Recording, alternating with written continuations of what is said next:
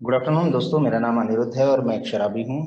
हाँ और बिल्कुल। केवल एक उच्च शक्ति की कृपा है, आप लोगों का साथ है, परिवार का सहयोग है कि शराब के पहले घूंट से दूर। नासिक लिखा है, मैं कल ही इंदौर से नासिक आया हूँ, बट प्रेजेंटली मैं समाधान ग्रुप खातेगांव का मेंबर हूँ। मैंने स्पॉन्सर लिया है और जो भी कुछ लाइफ में आज अच्छा हो रहा है वो एक हायर पावर है और आप लोगों का साथ है, इसी वजह से।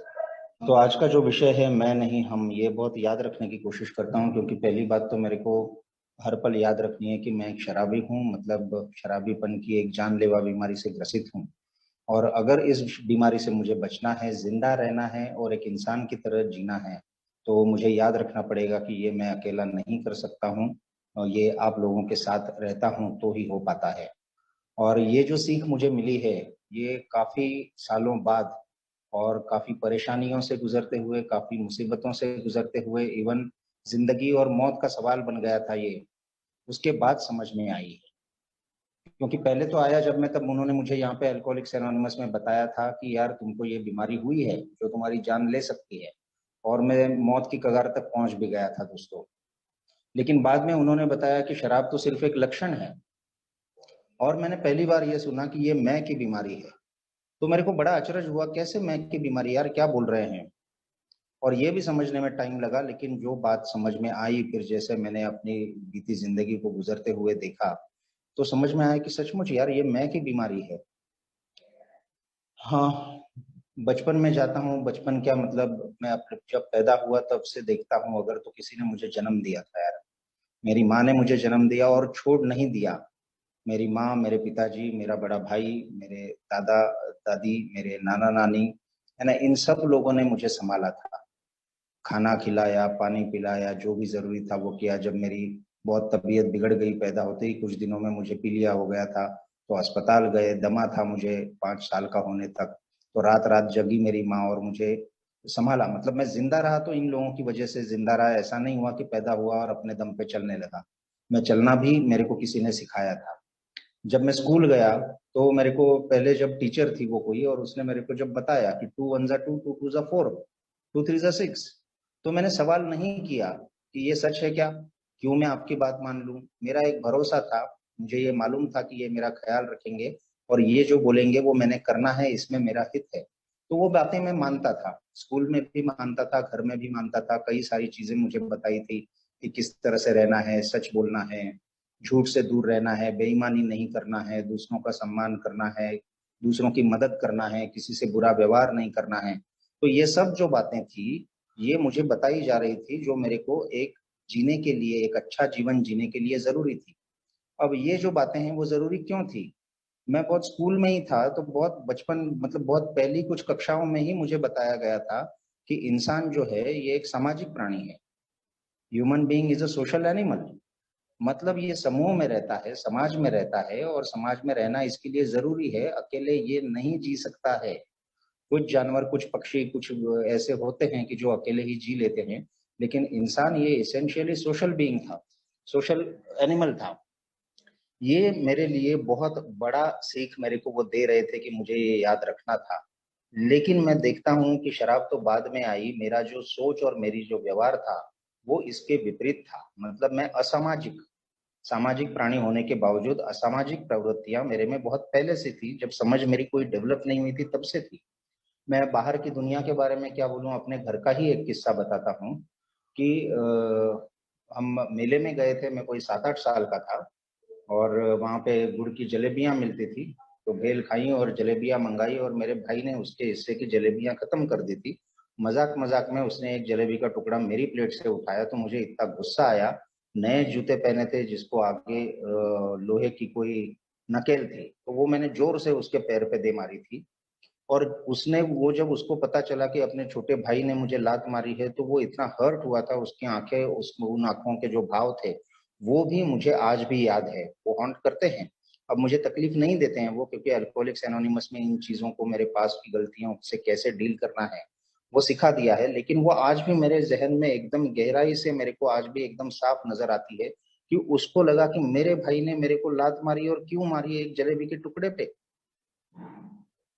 तो ये बात थी बचपन से कि अगर मेरे मन से कुछ नहीं होता है, मेरे हिस्से का कोई कुछ उठाता है और तो मुझे गुस्सा आ जाता है, और ऐसा गुस्सा आ जाता है कि मैं क्या कर रहा हूँ मेरी समझ में नहीं आता है। मतलब अंदर तक दर्द होता है अगर मेरे हिसाब से चीजें नहीं हुई तो। उसके बाद में जब मैं बड़ा होने लगा तो मैं यार पढ़ाई में अच्छा था, मैं बाकी बातों में अच्छा था। सब लोग बोलते थे कि यार बुद्धिमान है, तो बुद्धिमान तो मैं था। आईक्यू मेरा अच्छा था। मुझे तो लगता है कि औसत लोगों से मेरा आईक्यू अच्छा था, बुद्धिमत्ता ज्यादा थी। लेकिन जो इसके साथ इमोशनल क्वेश्चन लगता है, भावनात्मक जो होता है बात, वो तो मुझ में नहीं थी। मतलब मुझ में बुद्धि तो थी, लेकिन कैसे दूसरों के साथ मिलके चलना है, कैसे एक संघ के हिसाब से, एक टीम के हिसाब से चलना है, कैसे एक ग्रुप के हिसाब से चलना है, वो मेरे को कभी आया नहीं। मैं हमेशा अब मेरा कैसे, मैं सेंटर में कैसे रहूंगा, सब लोग मेरे को कैसे भाव देंगे, सब लोग मेरे को कैसे फॉलो करेंगे, यही मैं सोचता आया। और इसी बाकी के लोग भी वो मान रहे थे कि यार ये लीडर है, इसमें लीडरशिप क्वालिटीज हैं। तो ये मैं देखता हूँ कि स्कूल में भी मेरे को लीडर मान रहे थे कुछ लोग। फिर मैं आगे बढ़ा, जब कॉलेज वॉलेज में गया, तब जो लोग थे वो भी मेरे को मान रहे थे, और आगे चल के प्रोफेशनल जिंदगी में गया तब भी वो मेरे को लीडर मानते थे। लेकिन लीडरशिप का मेरे लिए मतलब ये था कि मैं जो मानता हूँ वही आप लोगों ने मानना चाहिए, मैं जो बोलता हूँ वही आप लोगों ने करना चाहिए, आपने मेरी हाँ में हाँ मिलाना चाहिए। तो इस तरह से ये मैं का जो भाव है, अहंकार, वो मेरे में बढ़ता चला गया। लेकिन ये सब कंट्रोल में था, मैं जाहिर नहीं होने देता था। बचपन से ही इसके मेरे को दुष्परिणाम भी भुगतने को मिल रहे थे, वो तब नहीं समझा, अब समझता है। लेकिन ये सब कंट्रोल में था कहीं ना कहीं।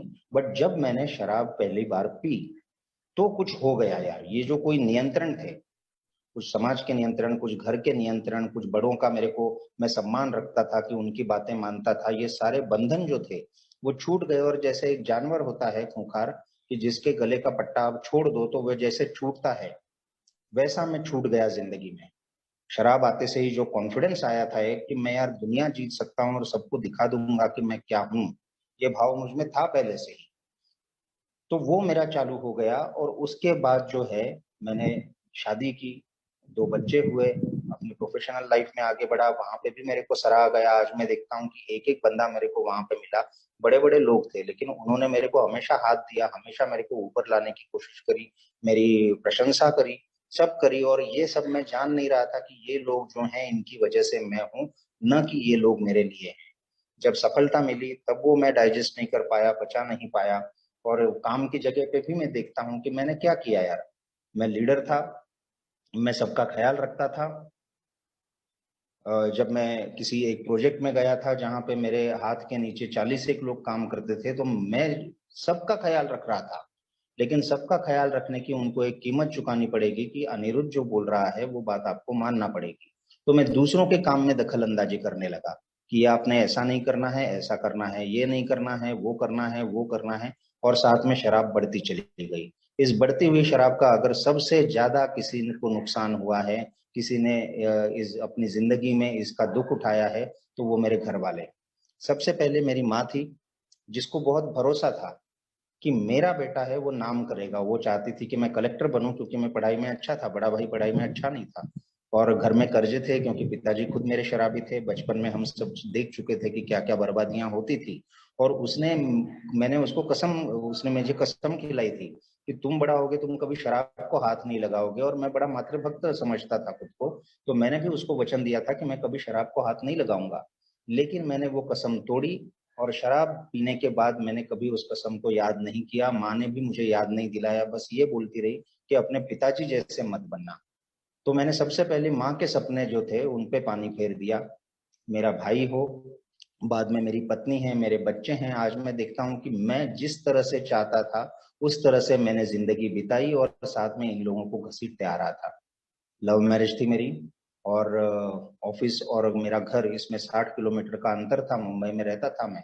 तो तब मोबाइल फोन भी नहीं थे, नहीं घर में लैंडलाइन था। एक छोटे से घर में हम बहुत दूर कहीं पे रहते थे, आस पर पड़ोस में कोई पहचान वाले नहीं थे। शाम को जब मैं ऑफिस से निकलता था तो पीसीओ से मेरी पत्नी का फोन आता था, और वो पूछती थी कि कितने बजे आओगे। मैं बोलता था कि 9 बजे तक आ जाऊंगा यार। और मैं बहुत ईमानदारी से उसको बोलता था, मेरी प्लानिंग यही रहती थी कि मैं 9 बजे पहुंच जाऊंगा। लेकिन ऑफिस में छूटने के बाद मेरा स्टेशन के पास में एक बियर बार में बैठा करता था। वहां पे मैं सोचता था कि यार एक क्वार्टर पीऊंगा, अपना 7:15 बजे तक अपना काम खत्म हो जाएगा।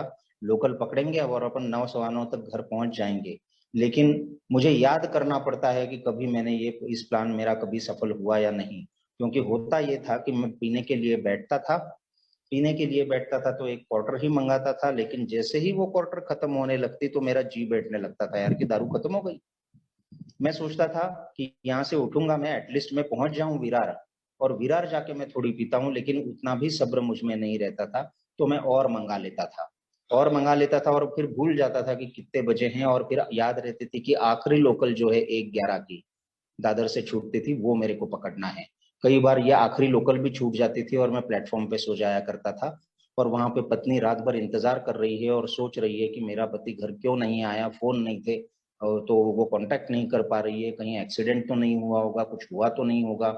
शराब के बारे में पता चल गया है तो और भी चिंता होने लगी कि पी के अगर कहीं ट्रैक पे आ गया तो। ये कहानियां हम सुनते थे और हम हेडलाइन पढ़ते थे ये पेपर में।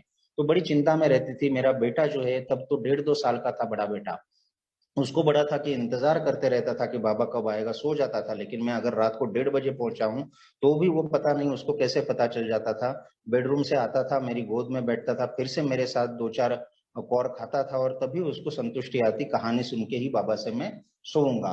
तो वो भी इंतजार करते करते सो जाता था। कई बार मैं सुबह 6 बजे पहुंचता था। और ये सालों सिलसिला चलता रहा कि मैं घर वालों की ओर ध्यान नहीं दे रहा हूँ। घर में कुछ चीजें हो रही है, कुछ त्योहार है, कुछ बर्थडे है, कुछ और चीजें हैं, कहीं शादी में जाना है, तो भी मेरे को मतलब ये संकट लगते थे सारी चीजें, जहां पे मेरे को शराब से दूर रहना पड़ेगा। और मैं कुछ ना कुछ करता था, मैं या तो 90 पी के आता था या कुछ करता था और पी के आता था, लेकिन पत्नी को भी पता चल ही जाता था कि यार ये पी के आया। मतलब एक छोटा सा उसका अरमान कि यार ये दिन है, बच्चों का बर्थडे है, मत पियो। तो इतना भी मैं पूरा नहीं कर पाए। छोटे छोटी चीजें थी जो अगर मैं समझता कि यार मैं इस घर का हिस्सा हूँ, मैं अकेला नहीं हूँ, अभी मैं एक बेटा हूँ, मैं एक भाई हूँ, मैं एक पति हूँ, एक बाप भी हूँ, तो मेरे को कुछ बंधन है यार। मैंने, ये लोग मेरे से अगर जुड़े हुए हैं तो ये कोई गुनाह नहीं है इनका, कोई पाप नहीं किया है इन्होंने कि इनको सजा भुगतनी पड़ेगी कि ये मेरे साथ में है। क्योंकि मेरे को ये सब तो मतलब इन सब के बारे में मैं बोलता बहुत था कि मैं कितना प्रेम करता हूँ आप लोगों से। लेकिन असल में ये था कि तब तक बहुत जल्दी हुआ ये, और कि शराब मेरे जीवन में सबसे सेंटर पॉइंट बन गई थी। सबसे महत्वपूर्ण चीज अगर कोई थी तो वो शराब थी। उसके बाद दूसरा कोई आएगा। लेकिन शराब दरअसल दूसरा भी किसी को आने ही नहीं देती थी। मेरे ख्याल सारे शराब से जुड़े हुए थे। मेरी सारी दिन की प्लानिंग होती थी। सुबह भी मैं सोचता था कि यार यहाँ यहाँ जाना है, वहां वहां जाना है, फिर यहाँ से वहां जाएंगे तो कितने बजे अपन फ्री होंगे, मतलब कितने बजे मेरे को पीने को मिलेगा। मैं 24 घंटे पी नहीं रहा था, लेकिन कहीं ना कहीं शराब का जो असर है मेरे ख्यालों पे, वो 24 घंटे रहने लगा। मतलब ये जो मेरे सोच, मेरा टाइम, ये सब मैं दे रहा था जो, वो किसका निकाल के दे रहा था? मैं अपने पत्नी के जीवन से टाइम चुरा रहा था, मैं अपने बच्चों के जीवन से टाइम चुरा रहा था, मैं अपनी माँ के जीवन से टाइम चुरा रहा था, और यहाँ पे दे रहा था। साथ ही मेरा व्यवहार, क्योंकि मेरे को पत्नी ने बहुत समझाने की कोशिश करी कि ये जो आप कर रहे हो वो ठीक नहीं कर रहे हो। मैं कहाँ पीने को मना कर रही हूँ, लेकिन वो तुमको पीने की जब बात आती है तो कुछ सूझता ही नहीं है। कहीं ना कहीं मामला बिगड़ रहा है अनिरुद्ध। ये जब मुझे बताती थी तो मुझे गुस्सा आता था। मुझे लगता है कि इसकी क्या औकात है और ये क्या, इसको क्या हक है मेरे को कुछ बोलने का। मतलब मैं जो करूंगा वो सही है और मुझे कोई कुछ बोल नहीं सकता है, खासकर शराब के मामले में। लेकिन ये सिर्फ शराब तक सीमित नहीं थी। मैं आज देखता हूँ कि छोटी छोटी बातों में भी कोई अगर चीज बननी है घर में तो इसी तरह से बननी पड़ेगी। वो ऐसी ही होनी चाहिए, दिखने में भी ऐसी होनी चाहिए, उसमें नमक भी इतना हो, उसमें शक्कर भी इतना हो, उसका टेक्सचर भी ऐसा हो। मतलब हर चीज में मैं देखता था कि मेरे को जैसा चाहिए वैसा ही होना चाहिए। और अगर वैसा नहीं हुआ तो मैं सोचता नहीं था ये कि यार कुछ पत्नी को उसी वक्त कोई फोन आया होगा, कुछ बेटे को दिखना पड़ा होगा, इसीलिए ये थोड़ा चीज जैसी बनी है वैसी नहीं बनी होगी। मतलब गुस्सा मेरा इतना था। तो ये सारे लक्षण थे कि मैं चाहता था कि एक परफेक्ट दुनिया हो जिसके सेंटर पॉइंट मैं रहूं, और मेरे साथ वाले जो हैं वो बस मतलब है ना हुक्म मेरे आका वाले हो। ये इन शब्दों में नहीं था तब कुछ, लेकिन आज मेरे को दिखता है मेरा व्यवहार सारा ऐसा ही था यार। कि आप मेरी वाहवाही करो, आप मेरे को अच्छा बोलो, मैं कितनी भी गलतियां करूं उस गलतियों से कोई ना मेरे को कोसे, कोई ना मेरे को बोले। मेरे मतलब मुझे गलत ठहराने का किसी को अधिकार नहीं है, क्योंकि मैं गलत तो होता ही नहीं हूँ। गलती मान लेना मेरे को इतना अपमान लगता था कि मैं जो चाहता था, मेरी नजरों में मैं परफेक्ट था, और परफेक्ट भी मतलब लार्जर देन लाइफ था मैं। तो हीरो समझता था खुद को मैं कहीं ना कहीं। आज मैं कुछ दिनों पहले वो एक डीआर फिर से पढ़ने में आया जिसमें 2 शब्द थे, सेल्फ एब्जॉर्ब्ड एंड परमिसिव। मतलब मैं शराब में डूबा हुआ नहीं था, मैं खुद में डूबा हुआ था। और परमिसिव मतलब गलतियां माफ करने वाला, दूसरों की नहीं खुद की। कि मैं कितनी भी गलतियां करूं, हर बार बोलता है ठीक है ना यार, हो गया तो क्या, आगे नहीं करूंगा। बट आगे नहीं करूंगा का ध्यान मैं कभी रखता नहीं था, क्योंकि मैं शुरुआत से देखता हूं कि मैंने जो जीवन में सपने देखे, मैंने जो चाहा कि मेरी लाइफ कैसी हो, उस लाइफ में मैं क्या रहूं, मेरी जो महत्वाकांक्षाएं थी, मैंने क्या बनना चाहिए, मैंने क्या करना चाहिए, इस पूरे सपने में, इस पूरी मेरी ख्याली दुनिया में दूसरे लोगों को कोई महत्व ही नहीं था। जो मैंने कहा कि बचपन में जब मैं स्कूल में गया और मेरे को किसी ने बोला 2 1 2 2 2 4, तो मैं उनकी बात मान रहा था। मेरे को अगर कहीं पे मैंने अपने क्वेश्चन आंसर जो थे उसमें अगर उत्तर गलत दिया है और मेरे को टीचर बताती है या मेरा कोई साथी बताता है कि अनिरुद्ध तुमने ये गलत किया, तो मैं वो गलती सुधारने को तैयार था। लेकिन शराब आने के बाद ये जो कोई एक क्वालिटी होती है दूसरों की सुनने की, वो क्वालिटी ही जैसे छीन ली शराब ने। क्योंकि दूसरों की सुनना है तो मतलब इसका ये है कि दूसरों की मैं रिस्पेक्ट कर रहा हूं। लेकिन यहाँ पे तो किसी के रिस्पेक्ट की बात ही नहीं रही। लाइफ में क्या कुछ हो रहा है, कोई बीमार पड़ा है, कोई घर में आर्थिक संकट है, बच्चों की मतलब जो होती है monthly teacher and parents meeting, उसमें जाना भी मुझे संकट लगता था। क्योंकि सुबह जल्दी उठना पड़ता था और मैं रात तक मैं पी रहा हूँ, सुबह मेरे को हैंगओवर रहता था। उस हैंगओवर में जाना, हॉल्स चबा के है ना, सेंट वगैरह मार के, तो ये मेरे को बड़ी मुसीबतें लगती थी, मेरे को सिरदर्द लगता था। मतलब मेरे शराब की वजह से एक एक ऐसी लाइफ हो जिसमें मैं जितनी चाहे शराब पी रहा हूँ और उसके मुझे कोई साइड इफेक्ट नहीं मिले, कोई आके मेरे को परेशान न करे। वो नो, उनका दिन 7 बजे चालू हो जाता था, लेकिन उस दिन अगर मेरा 11 बजे मेरे को उठना है तो मेरे को 11 बजे ही उठना होना मांगता है। उसके लिए मेरे को कोई जिम्मेदारी के लिए कोई अगर मुझे सुबह 7:30 8 बजे उठा रहा है तो मेरे को बड़ा गुस्सा आता था। मुझे अपने लोग, अपनी जिम्मेदारियां मुसीबतें लगने लगी थी और मैं इनसे अपना दामन छुड़ाने की कोशिश करने लगा। साथ ही कई सारी चीजें होती हैं। इन सारी चीजों से मेरे घर वाले मेरे से परेशान रहने लगे, घर वाले ही नहीं काम की जगह परेशान रहने लगे। क्योंकि कहीं ना कहीं ये तो हो रहा था कि मेरी यूटिलिटी थी मेरे काम की जगह, क्योंकि मैं काम में अच्छा था। तो यूटिलिटी तो थी, समझ रहे थे लोग कि प्रोजेक्ट में इसका महत्व है। लेकिन मेरा जो बर्ताव था और मेरी जो शराब थी, उस वजह से उन पे भी असर होने लगा था। कहीं ना कहीं ये सारी चीजें उनको अच्छी नहीं लग रही थी, क्योंकि ये काम के बीच में आ रही थी और इसकी वार्निंग्स मुझे मिल रही थी कि यार आप ये गलत कर रहे हो, आप ये गलत कर रहे थे। लेकिन मैं अपने में इतना मशगूल था कि मुझे लगा कि मेरे बिना ये प्रोजेक्ट क्या चलेगा, तो मैं तो अपने हिसाब से करता रहूंगा। और मेरे को बड़ा मजा आता था जब मेरे किसी बॉस को उल्टा बोल देता था, 4 जनों के सामने उसका कचरा कर देता था, या फिर उसने कोई बात बताई है तो ऑर्डर आया है ऊपर से, तो वो मैं सबको बोलता था कि उनको जो करना है करे, अपन तो इस हिसाब से करेंगे। तो लीडरशिप के मायने मेरे बदल गए थे अभी। मैं ये समझने लगा था कि कोई मुझे कुछ नहीं बोलता है और कोई मैं नियम मानूंगा नहीं, बाकी लोगों को नियम चलते होंगे, मेरे पे कोई नियम लागू नहीं होते हैं। तो ये जो सारा गलत व्यवहार है, ये सब मुझे लगने लगा था कि मैं मतलब हीरो हूं और मैं कुछ भी कर सकता हूँ। मतलब मेरा एक बहुत फेवरेट डायलॉग था, कोई अगर मेरे को कुछ समझाने गया तो, कि मैंने अपने बाप की नहीं सुनी तो तेरी क्या सुनूंगा। मतलब ये मैं इतनी शान से कहता था, आज मेरे को बड़ा अचरज होता है कि ये कितना गलत मेरा अप्रोच था। कि अपने बाप की न सुनना क्या कोई बहुत अच्छी बात है, या किसी मेरे को कोई मेरा बुजुर्ग बोल रहा है, कोई मेरे से ज्यादा समझदार, मेरे फील्ड में कोई मेरे से ज्यादा हासिल जिसने किया है, वो मेरे को अगर कुछ समझाने की कोशिश कर रहा हूँ तो मैं उसको सल्टा दे रहा हूँ। मतलब उसका गेम किया, उसको ऐसे निपट डाला, उसको ये कर दिया, उसको वो कर दिया। ये मेरे को अपने मतलब बहुत शानदार चीजें लग रही थी। दरअसल मैं असामाजिक होता जा रहा था, मैं सिर्फ मैं के घोड़े पे सवार था। और बाकी जितने भी ये जो बंधन थे जो मेरे अच्छे लिए थे, मेरे जीवन एक व्यवस्थित रूप से तरीके से चले, मेरा काम अच्छे तरीके से चले, मेरा घर एक शांत जगह हो जहाँ पे मैं रहता हूँ, जहाँ पे मैं खाता हूँ सोता हूँ, वो सब मेरे लिए एक जरूरी जगह है सबसे। तो ये बनी रहे, मेरे जीवन को एक व्यवस्थित आकार रहे, इसलिए ये सारी चीजें थी। और इन्हीं सबको मतलब तोड़ने में मेरे को बड़ा मजा आ रहा था, क्योंकि मेरे को लगता था कि मेरे को कोई बिगाड़ ही नहीं सकता है। मैं रिहैब गया पहली बार 2011 साल में। किसी ने बोला नहीं था, घर में किसी को रिहैब सेंटर होता है ये मालूम नहीं था। शराब कम करो ये बोल रहे थे, लेकिन शराब पियो ही मत ये नहीं बोल रहे थे। बट वहां पे भी मैं झगड़े करता था कि तुम कौन होते हो मेरे को कम पियो बोलने वाले। बट अंदर मेरे को लीवर में तकलीफ होने लगी, हल्का सा दर्द आने लगा और मैं डर गया और मैं रिहैब सेंटर में गया खुद। ये भी मेरे को बड़ी शान लगती थी कि मैं खुद आया हूँ, मेरे को किसी ने भेजा नहीं है, क्योंकि वहां पे गया तो सबने या तो पिकअप करवाया था या घर वाले लेके आए थे। मैंने कहा मेरे घर में तो किसी को मालूम नहीं था, मैं खुद आया हूँ यहाँ पे। तो वहां पे भी जाके अपनी शान दिखाना, जबकि पहली बार मेरे को वहां पे बता रहे थे कि मेरे को एक बीमारी हुई है, ये जानलेवा है, इसमें तुम मर सकते हो। लेकिन वहां जाते ही 4 दिन में जब दवाइयां चालू हो गई, फिर से भूख लगने लगी, 4 रोटियां खाने लगा, तो मेरे को लगने लगा ये यहाँ पे कहाँ आ गया मैं यार। ये तो सारे फालतू बेवड़े लोग हैं जिन्होंने अपनी जिंदगी खराब कर दी है। कोई गटर में गिरा है, किसी की नौकरी छूटी है, धंधा चौपट हो गया है, रिश्ते बिगड़ गए हैं। मेरे साथ तो ऐसा नहीं हुआ है, जबकि मेरे साथ ये सब होना चालू हो गया था।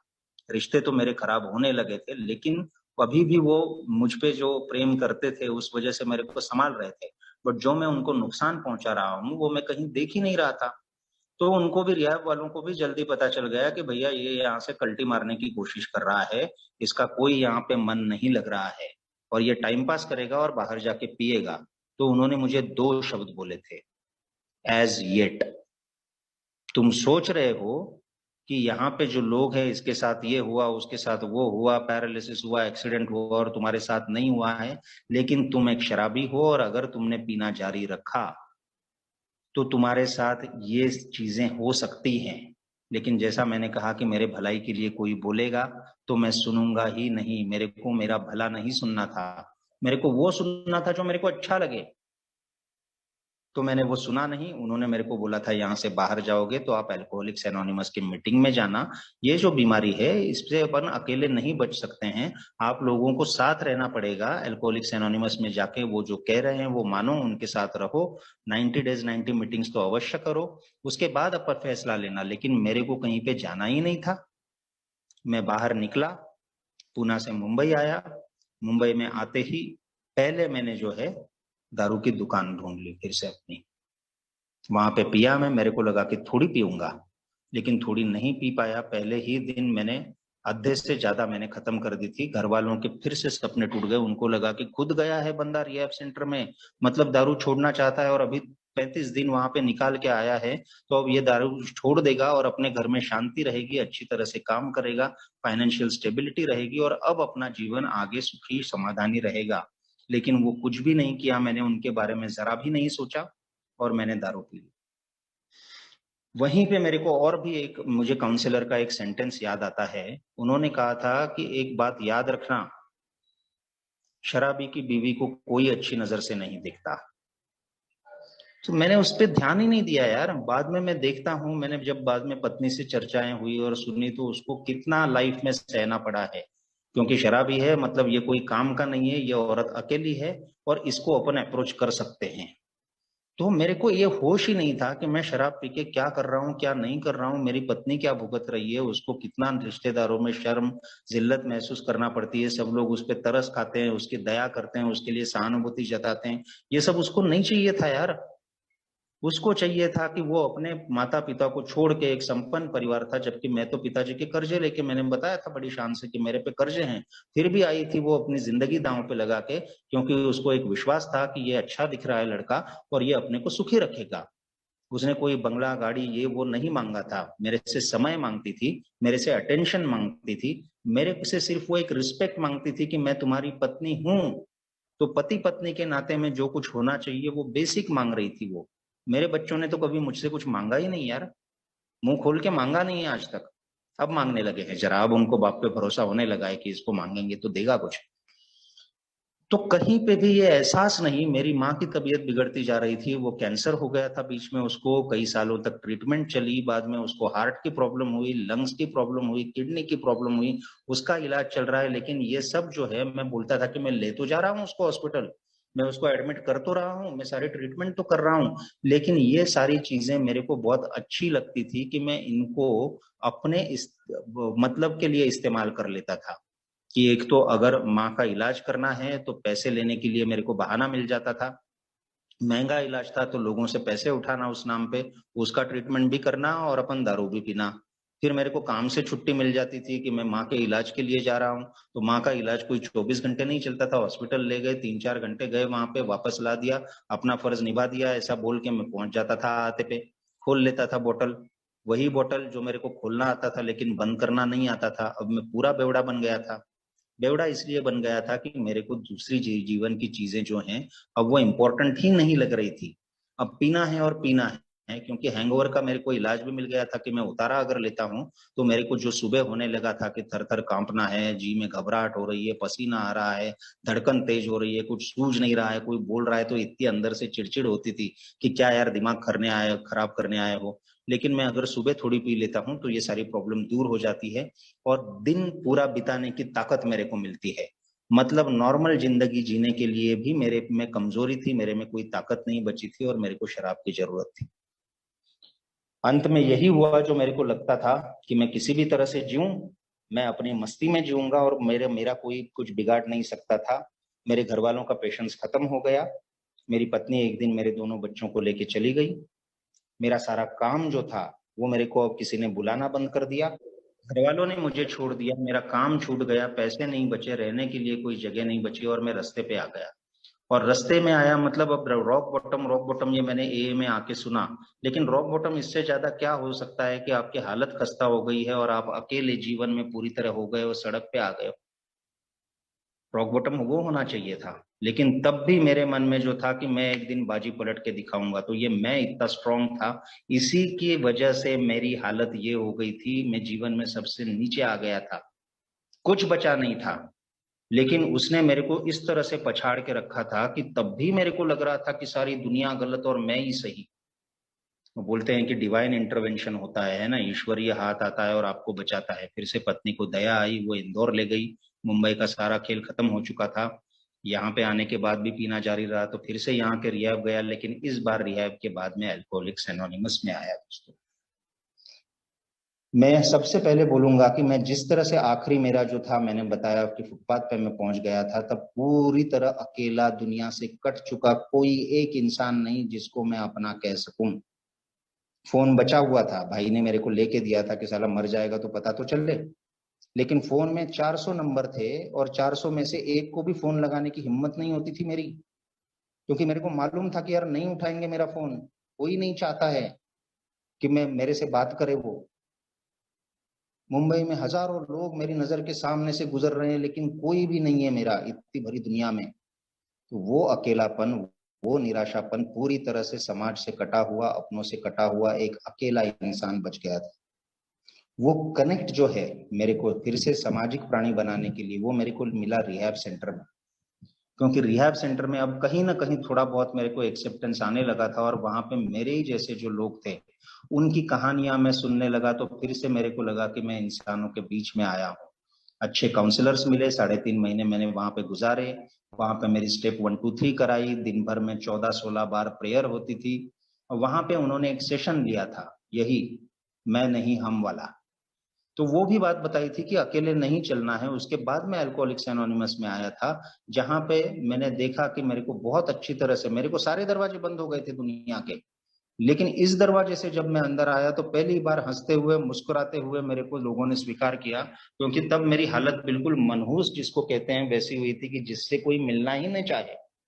जिससे मिले, संपर्क में आए तो उसका दिन गारंटेड खराब होना है कि कम से कम 50 रुपए लिए तो जेब से उसके निकाले बगैर मैं जाऊंगा ही नहीं। मतलब पनौती, वो बन गया था। कोई नहीं चाहता था मुझसे मिलना, लेकिन अल्कोहलिक्स एनोनिमस के जो लोग थे उन्होंने मेरे को सचमुच दिल से हंसते हुए मेरे को स्वीकारा, गले लगाया। और वहां पे मैंने ये सेंटेंस सुना कि ईश्वर की कृपा से, 12 कदमों की प्रोग्राम की मदद से, आप लोगों के सहयोग से और परिवार के साथ से। वो मेरे को अचरज हुआ, मैंने कहा ये सब, ये 5 साल सोबर है, इसने मेहनत करी इसलिए सोबर है, लेकिन इतना क्यों गिना रहा है? इतना गिना रहा था क्योंकि इसका एहसास था उसको कि वो जो सोबर बना है और सोबर रह रहा है, उसमें उसका रोल बहुत कम है। और बाकी ये जो चीजें बोल रहा है कि एक डिवाइन पावर है, मैं तो नास्तिक था। एक कोई उच्च शक्ति है जो मेरे को बार बार बचा रही थी, जी, मेरी पत्नी, मेरे घर वाले जिन्होंने मेरे को बार बार रिहैब भेजा। वो रिहैब सेंटर जिसमें 12 कदम बताते थे, आधार उसका 12 कदम था। और जिसने मुझे अल्कोहलिक्स एनोनिमस का बाहर का रास्ता दिखाया, जहां पे बोला जा रहा था कि मैं अकेला नहीं कर सकता, हम सब मिलके कर सकते हैं। I can't, we can. बहुत शुरुआती में मेरे को अल्कोहलिक्स एनोनिमस ने जो सी चीजें सिखाई उसमें से ये था कि मैं अकेला नहीं कर सकता, हम कर सकते हैं। और ये मेरे को पहली बार मिले थे, मेरे सामने ये प्रमाण थे लोग जिनकी कहानियां मेरे जैसी थी, मैं इनके साथ कंफर्टेबल था। मैं तो बाहर की दुनिया में अपनी बात कहने की मेरे को लगता ही नहीं था, मैं तो छुपाता था लोगों से कि मैं क्या हूं, और दूसरा ही कोई दिखाने की कोशिश कर रहा था। लेकिन यहाँ मेरे जैसे लोग थे जो बेवड़े थे, जिन्होंने की हुई करतूतें वैसी थी, उन्होंने दारू भी उसी तरीके से पी थी, सभी दारू पी के आए थे। यहाँ पे एक कॉमन बात थी कि हम सब अलग अलग बैकग्राउंड से आए थे। कोई कम पढ़ा, कोई ज्यादा पढ़ा, कोई फैमिली वाला, कोई बिन फैमिली वाला, कोई नौकरी वाला, कोई धंधे वाला, कोई बहुत ज्यादा पैसे वाला, कोई मेरे जैसा एकदम खत्म हो चुका इंसान। सब तरीके के लोग थे, लेकिन उनमें एक लक्षण समान था कि वो पी लेते थे थोड़ी सी तो उनमें एलर्जी चालू हो जाती थी। साथ ही इनका जो सोचने का तरीका पहले होता था वो भी मेरे जैसा होता था। मतलब ये भी मानसिक रूप से कहीं ना कहीं मेरे जैसे ही बीमार थे। इनका भी आध्यात्मिक पतन हो चुका था, सारे खराब काम इन्होंने भी करे थे। तो ये कॉमन था, ये बीमारी है। उन्होंने कहा कि तीन लक्षण है इसके, कि शारीरिक एलर्जी है, मानसिक जुनून है, और आध्यात्मिक शून्यता। ये तीन चीजों से बनी हुई ये बीमारी है, जिसने या तो इनको भी खत्म कर दिया था या खत्म होने के रास्ते पे ले गए थे। लेकिन सिर्फ इतनी ही समानता थी क्या? क्योंकि मैं बार में पहले बड़े बड़े बार में, फिर छोटे वाले बारों में, फिर देशी के गुत्ते पे, और फिर इवन हाथ भट्टी की जो मिलती है कच्ची दारू, वहां पे भी मेरे को ऐसे लोग मिले थे जिनकी प्रॉब्लम यही थी। लेकिन इनके पास सिर्फ प्रॉब्लम नहीं थी, इनके पास सॉल्यूशन भी था। तो बाहर की दुनिया में भी मेरे को मेरे जैसे लोग मिले थे, लेकिन यहाँ पे जो मिल रहे थे, यहाँ पे इनके पास सॉल्यूशन था कि ये 12 कदमों का कार्यक्रम था। 12 कदमों का कार्यक्रम करके मैं फिर से एक इंसान बन सकता था, और एक अच्छा इंसान बन सकता था। तो उन्होंने मुझे बोला कि अनिरुद्ध यार, तू खराब नहीं है, तू पागल भी नहीं है, लेकिन तू बीमार है, ये बीमारी समझ ले। और इस बीमारी से अगर दूर रहना है तो तू रोज मीटिंग आया कर। बोले कि मीटिंग आएगा तो हम साथ में रहेंगे, और हम साथ में रहेंगे तो हम तेरे को बताएंगे कि हमने क्या किया है, हम क्या करते हैं रोज के रोज, जिसकी वजह से हम शराब से भी दूर है, और एक जो टूटी फूटी जिंदगी थी उसके बजाय अब कैसे एक सुखी समाधानी जीवन जी रहे हैं। उनकी आंखों में दिख रहा था, उनकी बातों में झलक रहा था, उनकी पर्सनालिटी में दिख रहा था। ये सब मेरे को चाहिए था। एक तो बिग बुक भी बार बार पूछती है कि अगर, यदि यदि आपको शराब से दूर रहना हो, तो यदि आप भी वो चाहते हैं जो हमें मिला है, तो मेरे को तो सबसे पहले पूछना जरूरी था कि क्या मुझे ये चाहिए था, क्या मुझे शराब से दूर रहना भी है? तो इसी का जवाब ना में था। तो आगे की जो बात बता रहे थे कि यार मीटिंग आते हैं, हम मीटिंग में इस फेलोशिप के जरिए साथ में रहते हैं और साथ मिलके कुछ चीजें करते हैं। तो ये आगे का साथ वाला है, ये मेरे को मंजूर ही नहीं था। क्योंकि यहाँ आने के बाद भी मेरे को लग रहा था कि मैं जो हूँ, मैं इनसे बुद्धिमान हूँ, मैंने हजारों किताबें पढ़ी हैं, मेरे को ये क्या समझाएंगे। ठीक है, हुए होंगे 5 साल 6 साल वगैरह वगैरह, लेकिन ये तो मेरे को कुछ दिनों में बोरिंग लगने लगी है। क्योंकि जो पहला जात था, अगर अगर आप शराब छोड़ना चाहते हैं तो मैं तो छोड़ना ही नहीं चाहता था। मतलब मेरे को अब भी एहसास नहीं हो रहा था कि मेरे को जो बता रहे थे कि मैं वो बवंडर हूँ, वो बवंडर जो मतलब चलता है तो सब कुछ तहस नहस कर देता है। तो मैंने ये मैं की वजह से, अब तो मैं शराब नहीं पी रहा था ना यार, 3.5 4 महीने हुए थे। 3.5 महीने शराब के, और उसके बाद 2 महीने अल्कोहलिक्स एनोनिमस में। तो 5.5 महीने में शराब से दूर था, यहाँ पे शराब कहाँ थी। फिर भी मेरे कदम जो है वो गलत रास्ते की ओर जाने लगे, क्योंकि यहाँ पे जो बोल रहे थे कि मैं को खत्म करना होगा यार, ये मैं चलता है, मेरे को ये चाहिए, मैं ये हूँ, मैं वो हूँ, मेरे को ऐसा होना मांगता है, मेरे से ऐसा व्यवहार करो, मेरे से वैसा, ये सब नहीं चलेगा, ये बोल रहे थे। और मेरा वही सब चालू हो गया। मुझे घर में सम्मान नहीं मिल रहा है, मुझे तुरंत काम मिलना चाहिए, मैंने तुरंत पैसे कमाने चाहिए, मुझे वही भाव, वही प्रतिष्ठा मिलनी चाहिए जो मैं सब खो चुका था। मतलब जीवन में मैंने क्या कर दिया था बर्बादियां, वो मंजूरी नहीं कर रहा हूँ। और अब भी मैं, शराब तो दूर है, लेकिन डूबा हुआ मैं हूँ। वो बोल रहा था कि मैं की बीमारी है और इसका इलाज है हम। जो मैं बचपन में था, सीनियर केजी में गया हुआ, जिसने बात मानी, 2 1 जा 2, 2 2 जा 4, 2 3 जा 6, उस हिसाब से मैंने अपने पेपर दिए और अच्छे मार्क्स लाए। ये मैं सालों करता रहा था। तो यहाँ पे मेरे को ये फिर से ये आध्यात्मिक बालवाड़ी है, जहाँ पे मेरी मैं भरी ये सोच है, इसको सोच को बदलने का मेरे को मौका मिल रहा है। तो यहाँ पे जो बातें बोली जा रही थी वो मैं मानूं, मैं ये मानूं कि ये मैं अपनी बुद्धिमत्ता के जरिए मैं पूरी तरह से खाई में गिर चुका हूँ, मेरी जिंदगी खत्म होने के करीब आ गई है, मेरे को मौत बुलावा दे रही है। तो मेरे को अगर बचना है तो मेरे को ये समझना होगा कि ये मेरी सोच जो है ये पूरी तरह से खराब हो चुकी है, ये मेरे को वही बताती है जिसमें मेरा नुकसान है, लेकिन मेरे को लगता है कि मेरा फायदा है। तो मुझे जो अच्छा लगता है वही करने के लिए मैं जाता हूं, लेकिन मेरे लिए जो अच्छा है वो मैं नहीं करता हूं। दोनों में फर्क है। मेरे लिए अच्छा क्या है और मुझे क्या अच्छा लगता है। तो मुझे अच्छा लगता था वही कि मैं अपनी मस्ती में रहूं, मेरी बात सब माने। जबकि यहाँ पे बोल रहे हैं कि तुमको पुरानी सोच बदलनी पड़ेगी। जब तक हमने अपने पुराने विचारों का त्याग नहीं किया तब तक हमें कोई सफलता नहीं मिली।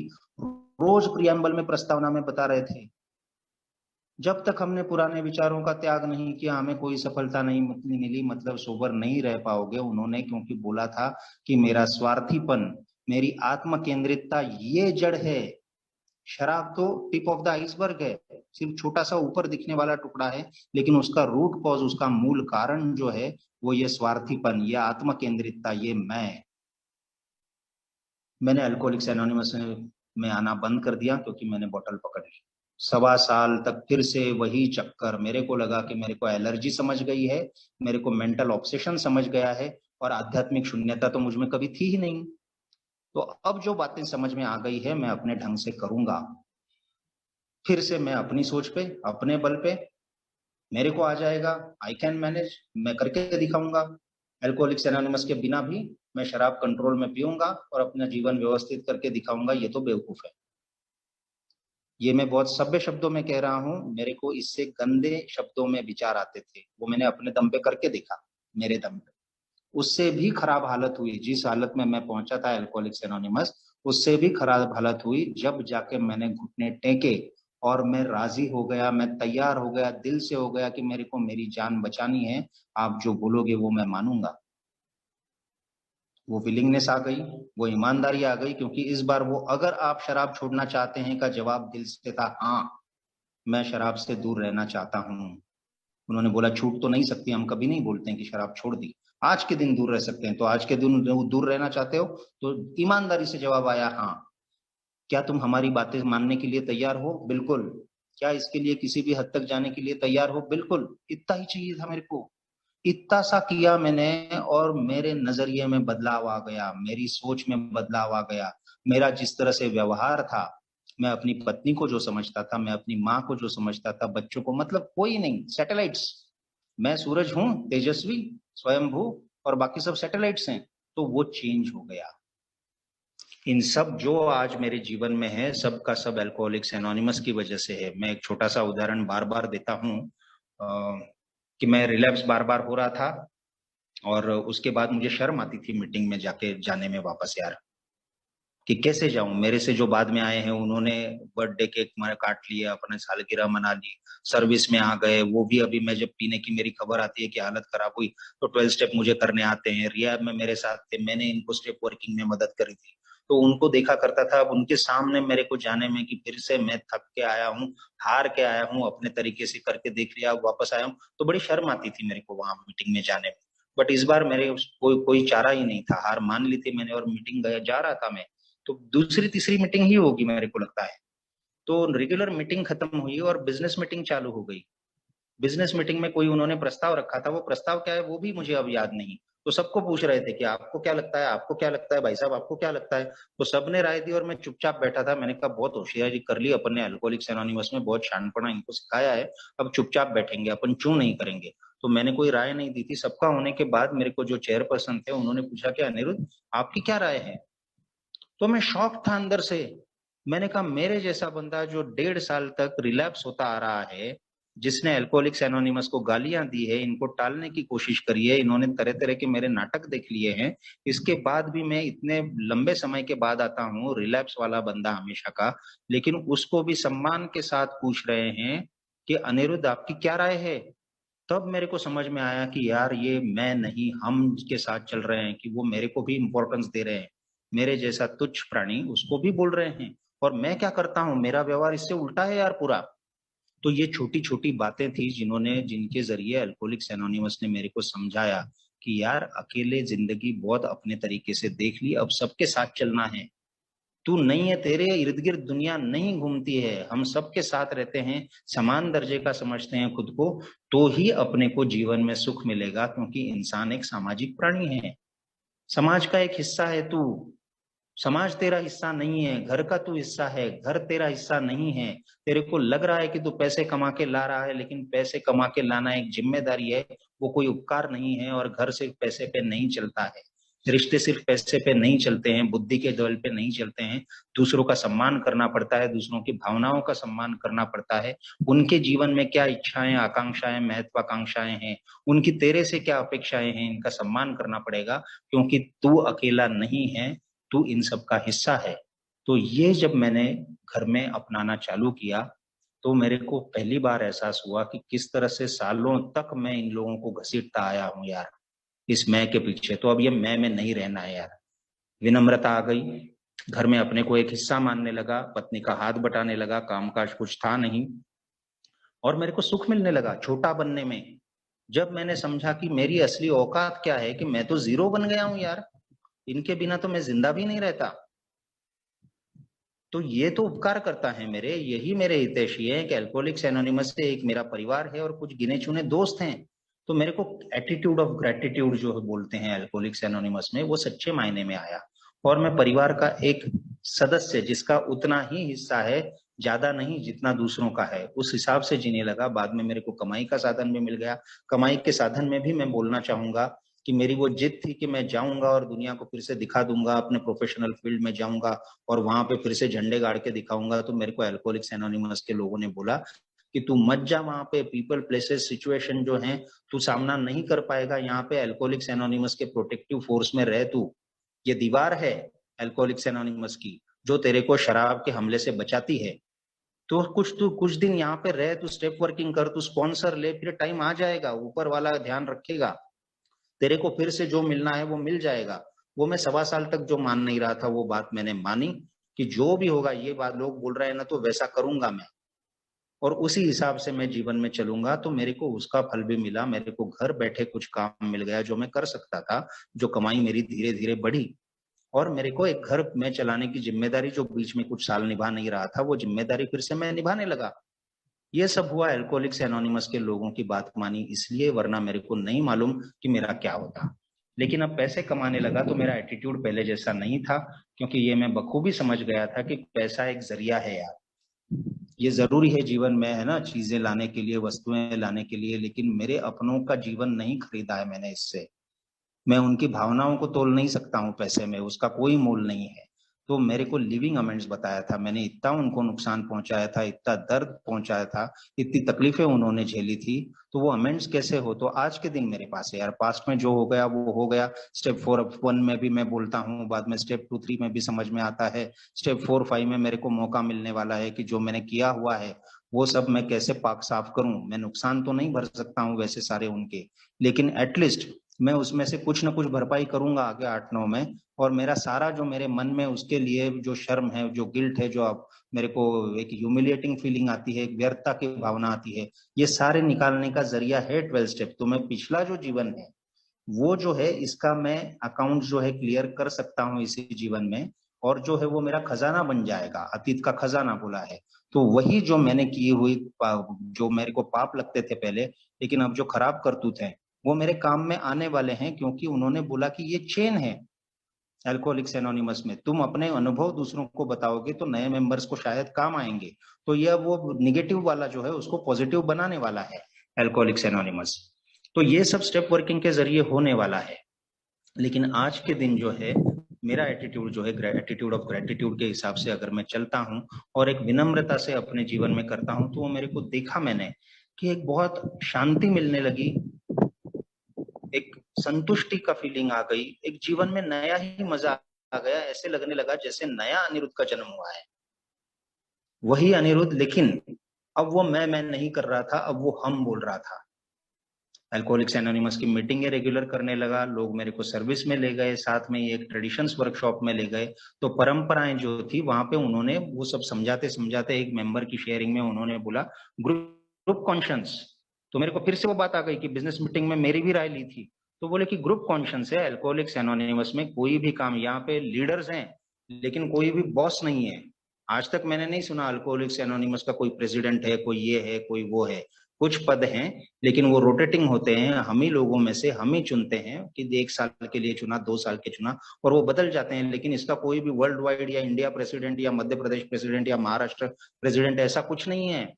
जो भी होता है हम सब मिलके करते हैं।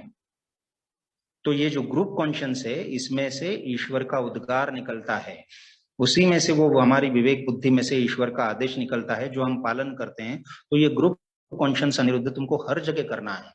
तो वो मैंने घर में जाके मैंने बताया कि ये इस तरह से मैंने आज सुना है कि घर में भी करना चाहिए, तो आज से अपन ये फॉलो करते हैं। तो मैं नहीं, हम करने के लिए मेरे को ये बहुत अच्छा जरिया है, क्योंकि अब मैं पैसे कमाने लगा हूं, अब मेरे को लोग पूछने लगे हैं, अब मेरे फील्ड में भी बुलाने लगे हैं। तो ये मैं जो है ये आज के दिन सिर्फ नियंत्रण में है।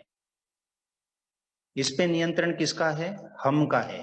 अल्कोहलिक्स एनोनिमस की सीख, अल्कोहलिक्स एनोनिमस के आप सब मेंबर लोग, मेरा स्पॉन्सर, मेरे घर वाले, मेरी पत्नी भी अल एनोन की एक्टिव मेंबर हैं। तो ये सब जो लोग हैं और जो भी अच्छे लोग हैं, मैं पहले अच्छे लोगों से कटता था, बोरियत होती थी मेरे को, जो पीने वाले नहीं है वो, उनसे कि ये क्या लाइफ है साले, इनकी कोई एक्साइटमेंट नहीं, कोई मजा नहीं।